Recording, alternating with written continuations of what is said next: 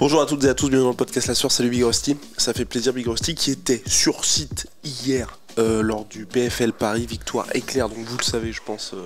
Cédric Doumbé s'est imposé par KO en 9 secondes et là donc on va parler de Cédric Doumbé qui est vraiment en train de se transformer en Conor McGregor français, qui est en train de vraiment faire bouger les choses pour le MMA, ou en tout cas de montrer, et c'est vrai qu'on en parlait toute la semaine avec Big Rusty, on n'avait pas eu l'occasion de faire de podcast, mais on a cette impression là avec Cédric Doumbé que c'est la première fois vraiment qu'il y a un choc franco-français en France qui a le même impact qu'un super fight. Quand je dis super fight, c'est quand on regarde les chiffres qu'il y a d'habitude, ou même vous qui suivez le MMA, quand il y a vos potes qui vous disent alors il y a ça qui va se passer, bah là on avait un calibre Conor McGregor, Cyril Gane, Francis Ngannou, Cyril Gane, John Jones avec ce combat là, et d'ailleurs c'est notre cher Alex qui nous a envoyé ça, donc on a quand même eu Cédric Doumbé qui est passé de avant le combat 634 000 followers à 709 000, et donc il a envoyé ça ce matin à 11h, donc il devrait y avoir une même progression prochaine, mais en tout cas ça veut vraiment dire qu'avec ce combat là il a réussi à susciter énormément d'intérêt, donc on va voir tout ça avec Big Rusty, vas-y. Ouais, et en plus avant le générique, et ce qui est fou c'est que là, de intérêt français, où nous en France on a fait des chiffres, là même pour nous en tant que La Sueur, mais même tous les médias,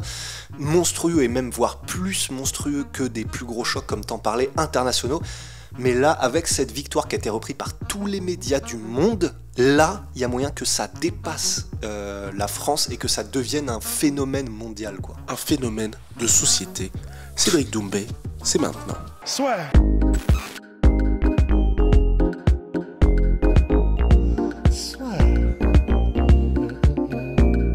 Entre dans l'octogone avec Unibet.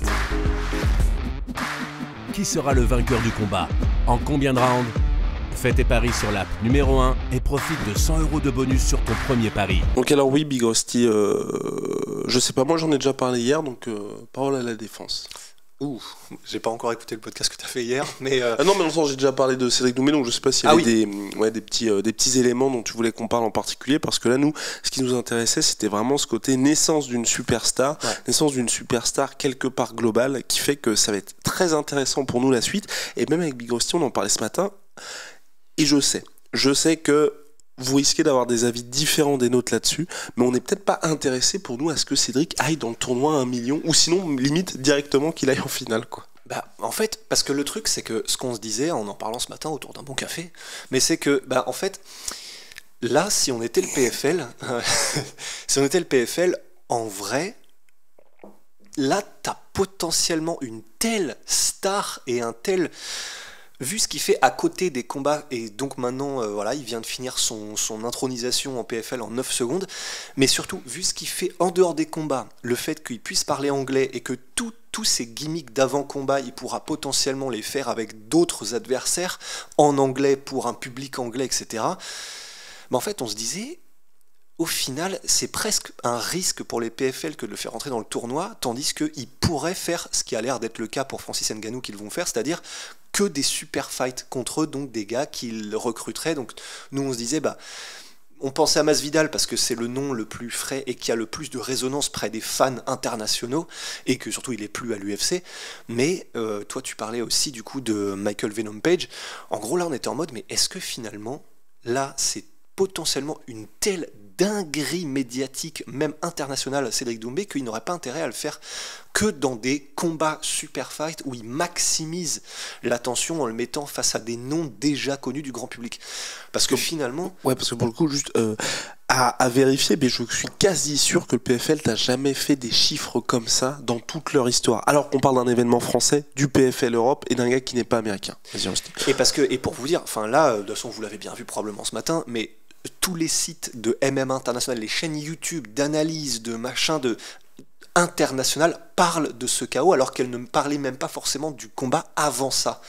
Donc ça veut dire qu'il y a vraiment eu un avant-après, où même les gens qui suivaient ça de loin, tu sais, genre des chroniqueurs anglais ou américains, en mode... ouais, bon bah, ils ont vu, tu vois, il y a le français champion du monde de kickboxing qui combat, bon bah voilà, ça nous intéresse pas trop là pour l'instant international. Ils ont vu le chaos, l'ampleur que ça a pris, le relais que ça a eu, et là maintenant tout le monde en parle. Donc au final, c'est clair que le voir Cédric Doumbé contre des Magomed Oumalatov, contre des Sadi Boussi, ou les monstres qu'il y aura dans le tournoi welterweight du PFL, c'est bien, et c'est ce qu'on voulait depuis le début.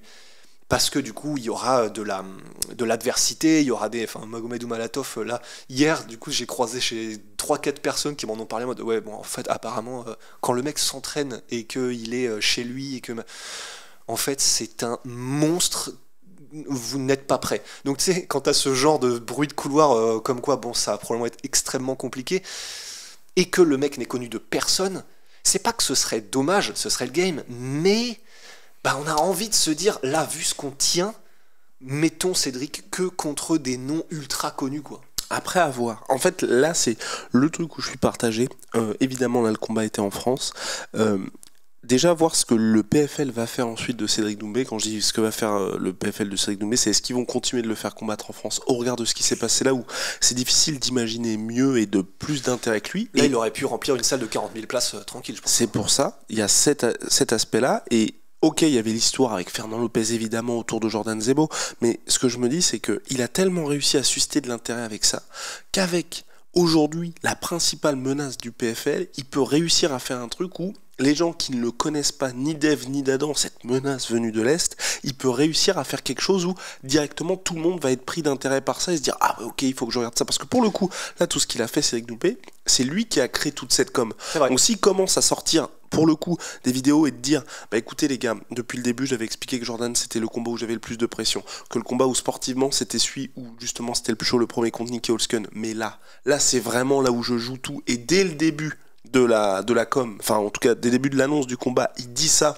il continue de faire ses vidéos de ce côté-là, et les gens voient les highlights de l'autre gars et se disent bah ok, enfin clairement sportivement il est dangereux, regardez qui l'a battu, regardez le bilan qu'il a. Je pense que tout le monde peut se passionner aussi de ce choc-là et d'être dans un truc à la toute proportion gardée, Conor Habib, où t'as d'un côté un gars qui va hyper full blast et de l'autre, comme le sportif parle pour lui, les gens vont être hyper intéressés. Mais pour ça, pour moi, pour que ça marche, faut que ce soit à nouveau en France. Mais au regard de ce qui s'est passé, comme l'a dit Big Rusty, tu fais ça à la U Arena, il y a 40 000 personnes et 40 000 personnes qui sont full Cédric Doumbé, parce que là je pense que la majorité des gens étaient pour Cédric Doumbé, mais avec quelques personnes qui étaient pour Jordan Zebo, mais là d'avoir vraiment tout un pays qui va être derrière un seul gars, oh là là là là là là. Bah, c'est pour ça en fait, et du coup là toi ce que t'en dis c'est que maintenant il a presque déjà rien qu'avec cette victoire légendaire atteint le statut d'un Conor où finalement peu importe qui l'affronte il suscitera le même intérêt. Alors pas atteindre le statut d'un Conor, mais c'est là où je suis très partagé avec Cédric Doumbé, je me pose cette question et on avait vu lors du premier combat qu'il devait faire au PFL où il était même pas en main card je crois, ou en tout début de main Atlanta, card là, ouais. à Atlanta, ouais, c'était censé être le 23 juin où c'était quasi anecdotique ce qu'il allait faire, et là quand tu vois ça que t'es à la place du PFL, et même nous en tant que fans, je veux pas voir Cédric Doumbé en prélim ou en main card en fait, ou dans un truc où les gens ne viennent pas pour lui. Mais je pense qu'à un moment donné, si Cédric veut grandir, évidemment que l'argent n'est pas que en France lorsque vous faites des sports de combat, l'essentiel de l'oseille c'est aux États-Unis. Et est-ce que c'est peut-être pas trop tôt de le mettre directement en main event ou d'être dans une soirée, enfin là il y avait un truc spécial avec le PFL, il y avait Kylian Mbappé qui était là, enfin c'était la folie. Est-ce que si tu le mets aux États-Unis, le PFL, je dis n'importe quoi, voilà, ils refont un event en Atlanta dans une salle de 5000 places où les gens se pointent un petit peu à la dernière minute et où ok ça fera plein de chiffres chez nous en France, mais aux États-Unis les gens s'en foutent, ce serait presque dommage. Ou alors il faudrait qu'il affronte un Américain. Un Américain, mais on l'a vu, je sais plus par rapport à quoi on disait ça, mais aujourd'hui le PFL, j'ai pas l'impression, tu vois, qu'ils aient des Américains où les gens vont vraiment être derrière lui, tu vois. Ouais, mais du coup, d'où potentiellement le Masvidal en vrai. Enfin, ou en tout cas un Américain, ou bon, Nate Diaz, j'en sais rien, mais vu les millions qu'ils sont prêts à mettre sur les gars, que ce soit Francis, que ce soit Jake Paul, etc. Ils ont donc des millions à mettre. Ou Jake Paul, est-ce que... Attends, voilà. On part en Y. Non, mais est-ce que, donc... parce que Cédric Doumbé, là aussi, on est peut-être au stade où il va peut-être faire partie de cette branche super fight du PFL, où il y a tout ce qui se passe avec le PFL, on va dire, il y a PFL Europe, donc les tournois de qualification, ensuite le PFL normal avec le tournoi, et ensuite cette branche super fight où il y a Francis, où il y a Jake Paul. Big Rusty. Si on fait un combat en middleweight, parce que je pense pas que Jake Paul puisse cutter en welterweight. En MMA, middleweight, Jake Paul contre Cédric Doumbé, est-ce que sur le papier, c'est quelque chose qu'on peut te vendre et te dire ça peut être équilibré? Sachant que Jake Paul a commencé ses entraînements en MMA, il a dit qu'il allait combattre au PFL en MMA. Bah là, parce que donc il a un background de lutte, mais c'est pas non plus à très haut niveau. Putain, on est vraiment en train de faire ça là. Bah oui, mais bon, donc le seul truc que je pourrais voir en tant qu'avantage pour Jake Paul, ce serait sa dimension physique. Parce que naturellement, s'il ne surveille pas, peut-être qu'il est à 90, 80, je sais, enfin, ces entours-là. Et donc la question, ce serait, est-ce qu'ils auraient intérêt à faire ça? Bah, Après, je pense que c'est Jake Paul qui accepterait pas, je pense, dans le sens, là, Cédric il y a eu un déclic et c'est en train de devenir une superstar mondiale, mais est-ce que il est au point, mondialement disons, est-ce qu'il est au point où Jake Paul sera en mode, bon bah ça va faire cliquer tout le monde, ce combat-là? Ben en vrai, enfin, tu vois, quand on regarde les mecs qui a affronté, bon là on part complètement en Y, on va finir bientôt cette parenthèse Jake Paul, mais ouais, mais juste que les gens se disent pas on pète des câbles, il y a une raison pour laquelle Jake Paul a affronté les anciennes superstars de l'UFC et même des superstars des sports de combat en général, c'est parce qu'il vend, et tant qu'il vend, ça intéresse les chaînes de télé, et donc c'est pas déconnant ce qu'on propose, dans le sens, s'il l'a fait avec Nate Diaz, Tyron Woodley, etc., c'est que c'est potentiellement quelque chose qui peut intéresser les diffuseurs, et donc c'est pas complètement hors de question que ça se passe en fait. Et pour moi, en fait, aujourd'hui, là où ça aurait du sens, encore une fois, c'est que tous les mecs qu'il a affrontés hors Nate Diaz, où vous avez vu les chiffres, Nate Diaz c'est vraiment une superstar à part entière, tous les autres gars c'est des mecs qui n'intéressait déjà plus les gens, et qui ça a suscité de l'intérêt parce que Jake Paul faisait fonctionner le truc. Je veux dire, Tyron Woodley, il était rincé de chez rincé pour l'UFC, pour le haut niveau. Ben Askren, bon bah c'était un petit peu chaud, enfin il s'était pris le KO contre Masvidal, il avait perdu contre Demian Maia. Oui, puis Ben Askren en boxe anglaise, bon. Et même Tommy Fury, tu vois, Tommy Fury pour moi, il n'était pas très connu, c'est Jake Paul qui a fait en sorte qu'il soit connu. Là on a une situation où il y a deux gars qui sont dans une spirale positive en termes de com et en termes de résultats sportifs. Enfin bref, mais en tout cas, il y aurait potentiellement Jake Paul pour le PFL, et on dit ça aussi pour ceux peut-être qui découvrent, mais parce que ceux qui peut-être ne le savent pas, qui découvrent le MMA, Jake Paul est au PFL. C'est pour ça qu'on dit ça. C'est pas genre, il fait partie du PFL et il a créé avec le PFL main dans la main une division super fight. Donc c'est pour ça que c'est pas déconnant et ça peut très bien se faire. Mais avant ça, il y a les playoffs donc normalement pour Cédric Doumbé et le tournoi welterweight, et je suis vraiment très curieux de voir comment est-ce que le PFL va gérer le cas Cédric Doumbé. Ah ouais. Parce que là, voilà, on l'a dit une nouvelle fois, ils ont une superstar entre les mains. Le PFL, ils ont de grosses ambitions. Là, ils doivent finaliser bientôt le rachat du Bellator, donc il y aura de nouveaux gars qui vont arriver. Mais qu'est-ce que tu fais d'un gars comme ça quand vous êtes le PFL? Vous avez énormément d'argent, vous manquez quand même aujourd'hui de superstars. Quand je dis que vous manquez de superstars, c'est que vous pouvez avoir 500 millions, je sais pas trop combien, là ils ont fait une levée de fonds de 380, mais si vous n'avez pas de mec pour être main event et pour susciter de l'intérêt, quand je dis ça, la question est simple, à quel moment est-ce que vous avez regardé le PFL avant cet événement-là? Je pense que vous n'allez pas être très nombreux à dire oui, c'était la semaine dernière, où il y a même ne serait-ce qu'un mois. Donc quand vous avez des gars, il faut capitaliser là-dessus. Francis revient au mieux en février prochain. Cédric Doumbé, là le gars il est frais.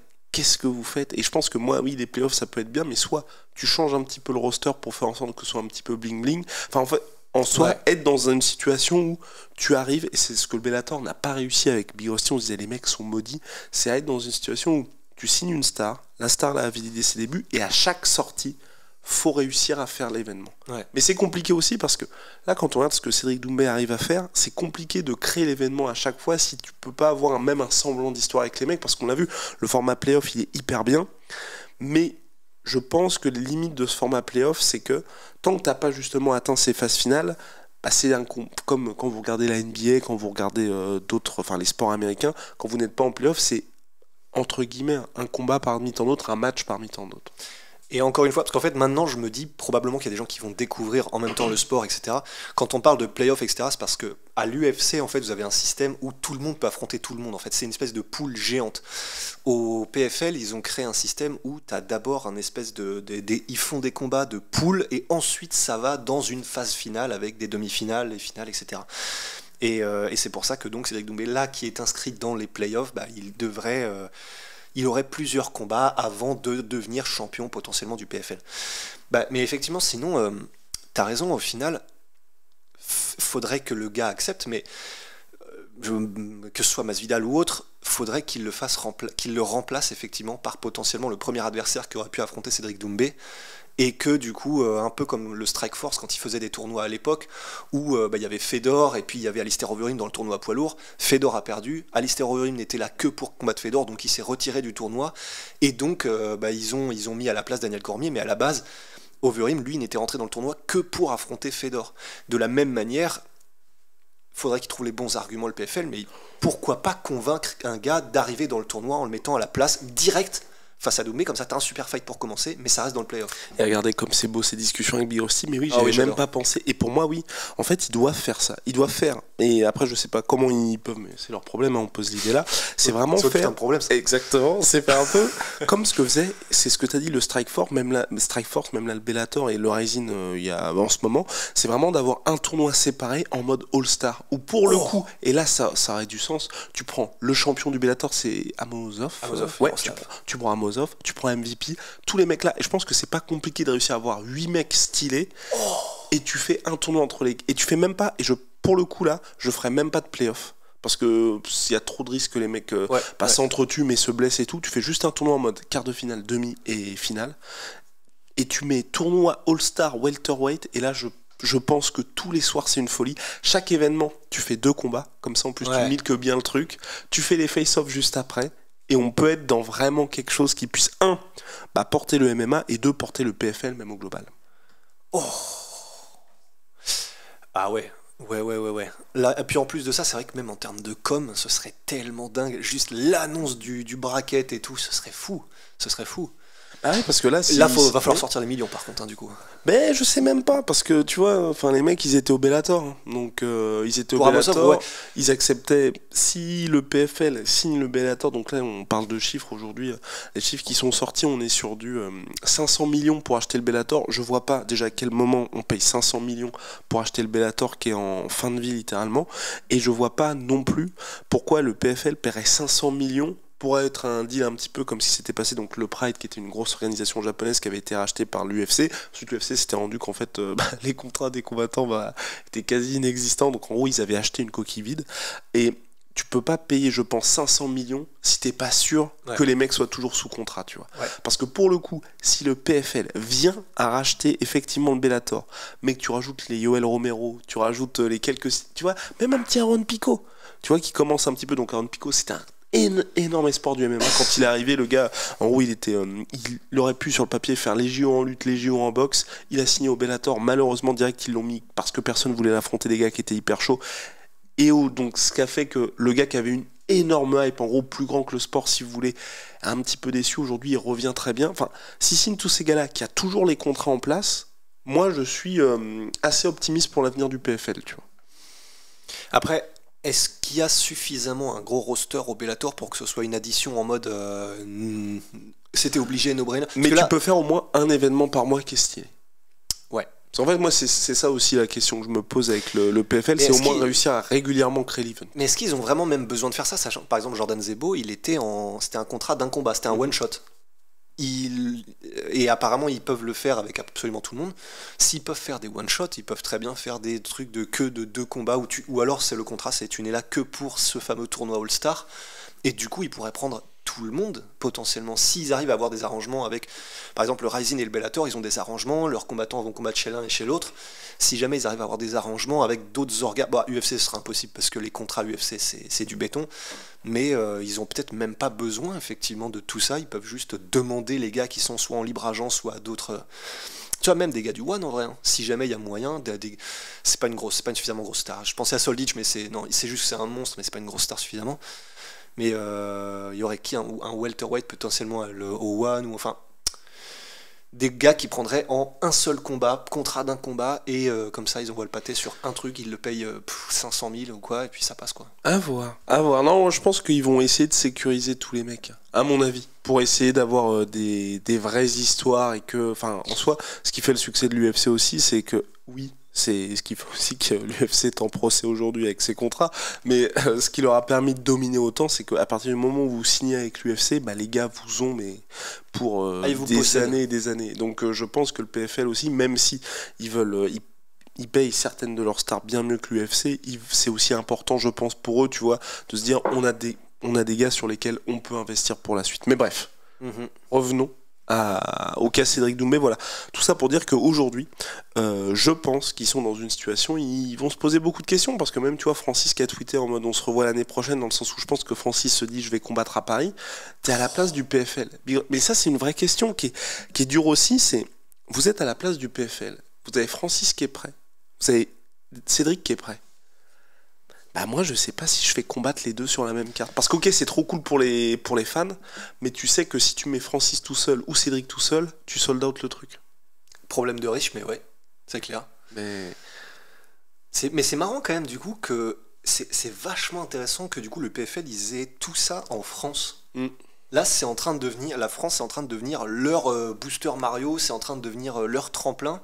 C'est marrant que tout ça ce soit en France et que c'est par là que passent potentiellement vraiment des énormes événements. Et puis pour ajouter d'autres gains, parce qu'imaginons Saladin Parnasse là, qui est en train de faire un malheur au KSW, là moi j'espère qu'il ira essayer que son prochain défi sera de devenir triple champ, donc prendre la ceinture welterweight du KSW.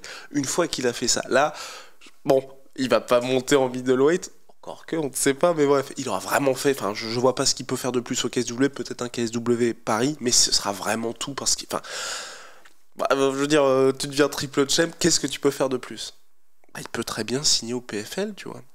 Et aujourd'hui, tu vois, là où on se disait, le next step pour Saladin Parnasse, c'était l'UFC jusqu'à maintenant, si le PFL rachète le Bellator, quand on regarde ce qu'ils sont en train de faire aujourd'hui, bah pour moi, et on regarde, on va dire que l'aspect vraiment financier, ça a l'air d'être quelque chose qui est important pour Saladin, comme pour Cédric Doumbé, comme pour ceux qui signent au PFL, bah pour moi ça a parfaitement du sens qu'un mec comme Saladin aille au PFL. Et aujourd'hui, on est dans une situation, vraiment, avec ce qui est en train de se passer avec le PFL, où ça ne me dérange plus, tu vois, d'être dans un truc où tu dis, bah finalement on aurait pu fantasmer avec ça. Là aujourd'hui tu te dis, ils sont en train de...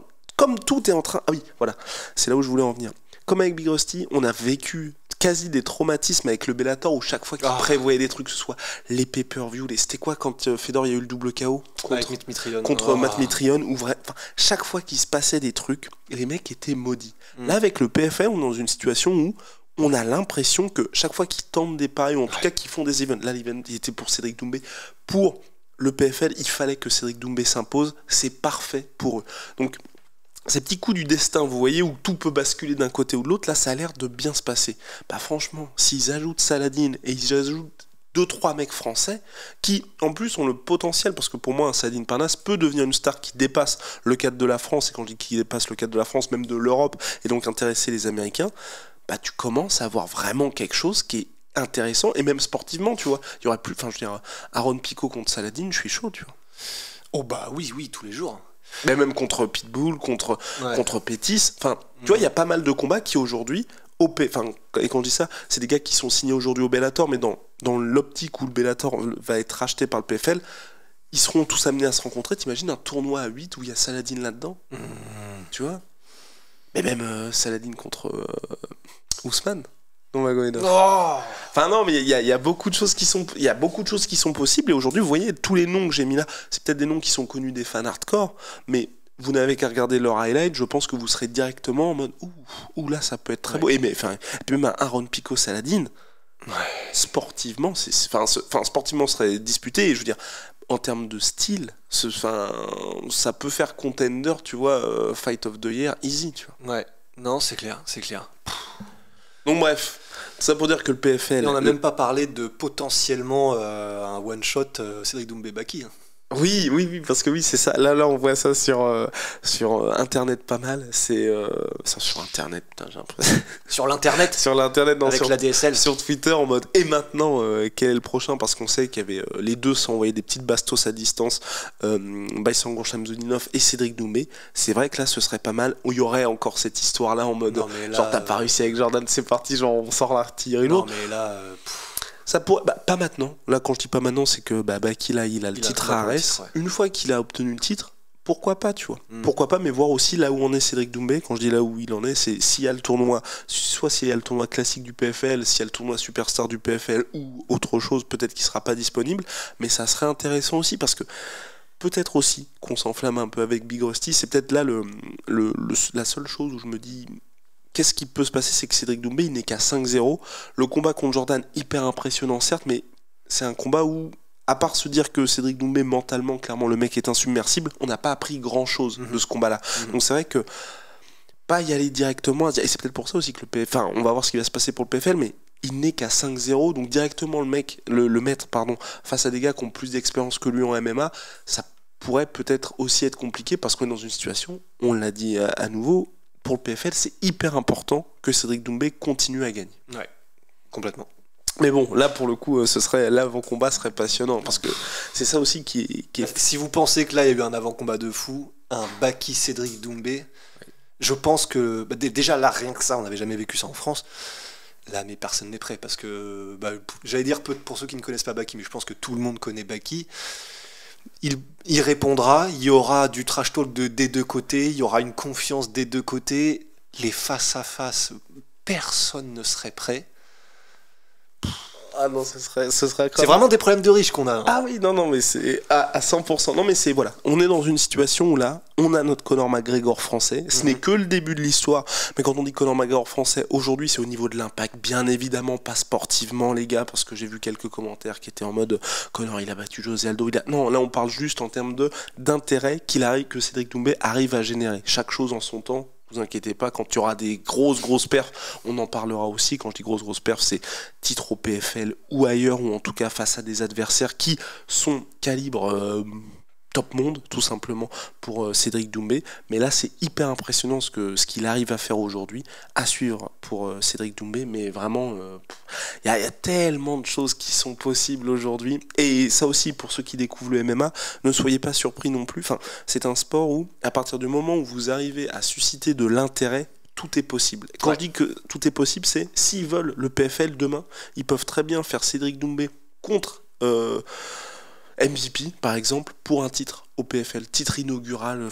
Voilà, tout est possible. Il n'y a pas du tout de... Même si, comme l'avait dit Big Rusty en début de podcast, le format playoff, c'est vraiment quelque chose que le PFL a voulu faire pour être un petit peu basé sur la méritocratie. Sauf que ce qui est vrai aussi, c'est qu'ils se sont rendus compte que faire à chaque fois leur tournoi où ils distribuent les millions le 31 décembre, où tout le monde est plus occupé à faire le réveillon plutôt qu'autre chose, et avec des gars qui sont pas connus, ils perdaient beaucoup de sous. Donc peut-être qu'ils vont changer aussi de fusil d'épaule là-dessus. Ouais, non, complètement. Mais en tout cas, c'est... Voilà. Là, vraiment, le futur lui appartient, quoi, pour l'instant. Oh my! Big Rusty, shout-out, sponsor historique du podcast La Sueur, ma sweet pea, ma sweet protein, moins 30% sur tous mes protéines avec le code La Sueur. Et holy moly, la révolution des boissons énergisantes, Big Rusty. C'est en poudre, c'est made in Allemagne, donc pourquoi bien plus écolo? Parce que oui, c'est en poudre, donc il n'y a pas tout ce qui est canette que vous allez recevoir et puis ensuite jeter moins lourd en plus. Exactement, beaucoup moins lourd, mais ça n'en reste pas moins lourd, Big Rusty. C'est du lourd. C'est du très très lourd, donc avec le code La Sueur 5, vous avez moins 5 € sur votre première commande et La Sueur 10, moins 10% sur vos commandes récurrentes. On se retrouve très très vite. See ya.